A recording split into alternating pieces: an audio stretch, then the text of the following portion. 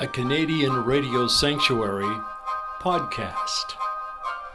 Burton, when you started having commercial success with the Guess Who, did you begin to think you were on a roll, more or less, and can't lose?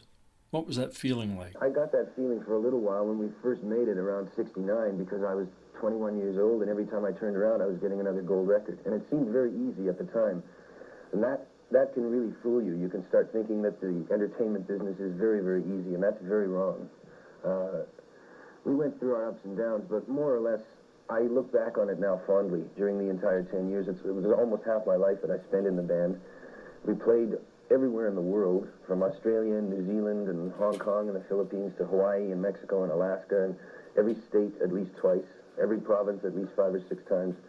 So it was a very, very good education, I think. We traveled a lot. We met an awful lot of people. We learned about different cultures and everything. I had a good time, but it just got boring. Your longtime producer, Jack Richardson, played a big part in your career. Worked with Jack for, I guess, about 8 or 9 years. He was the one, actually, that got us our RCA contract initially in the United States, and there's a strange story. Jack mortgaged his house to pay for our first album. We only found out about that about 2 years ago.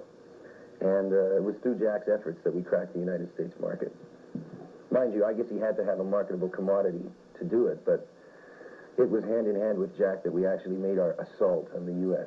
How were the early days in Winnipeg, the club scene and all that? In those days, I was too young. The liquor laws still said that you had to be 21 to play in a cabaret or a bar, and I wasn't 21 yet, so consequently we were relegated to playing church socials and high school gymnasiums and local community clubs, and it was really very, very rough for a while.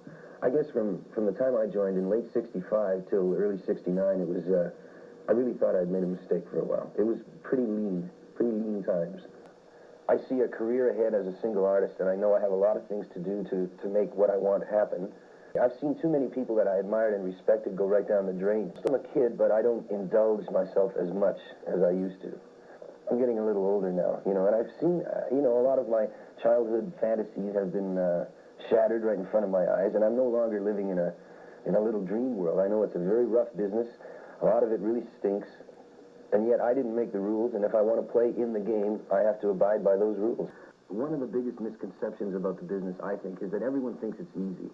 Everyone thinks that you get paid horrific amounts of money for very, very little work, and that's not true. Because all they see you is for 90 minutes, let's say, or 2 hours on stage. They don't see you at 7 o'clock in the morning catching the plane and flying all day, and then getting off the plane at the next city and checking into a hotel and zooming from there to the hall and making sure the equipment is okay.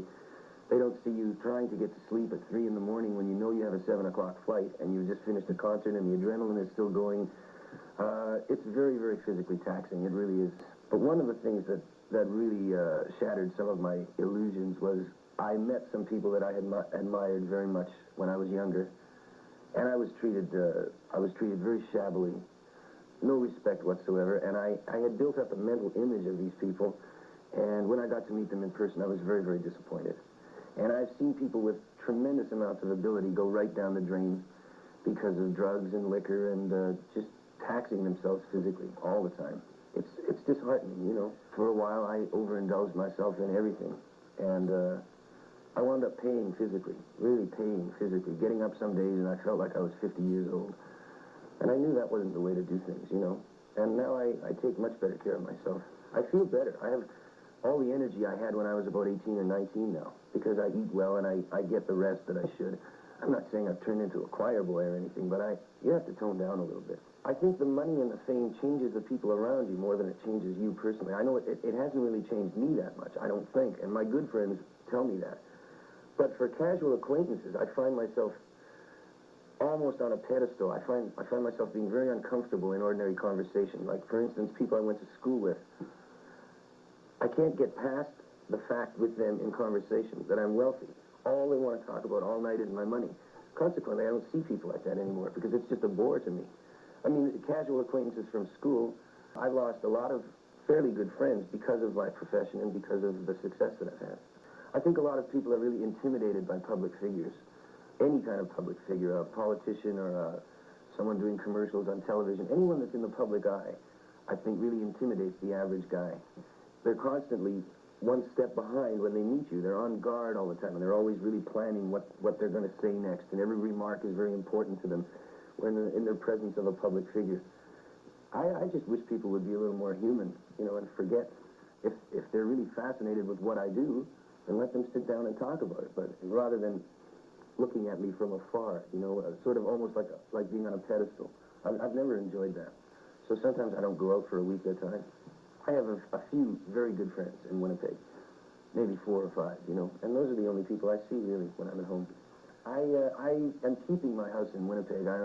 Right now I'm going through my immigration process of moving to Los Angeles, and I plan to live there for the next 2 or 3 years, for some of the peak years, basically because everything I want is within reach down there. And to be commuting back and forth between Winnipeg and Los Angeles is a little ludicrous. So I'm planning to move there, but I am maintaining my house in Winnipeg. So when I get tired of being in LA, I'll just move home and back into the big house in Winnipeg. I think I would prefer to be known as a writer because I take the greatest pleasure in writing. And it flatters me most of all to be quoted and for people to dissect my lyrics and really want to understand what I'm saying. And that really flatters me the most in the entire range of the career.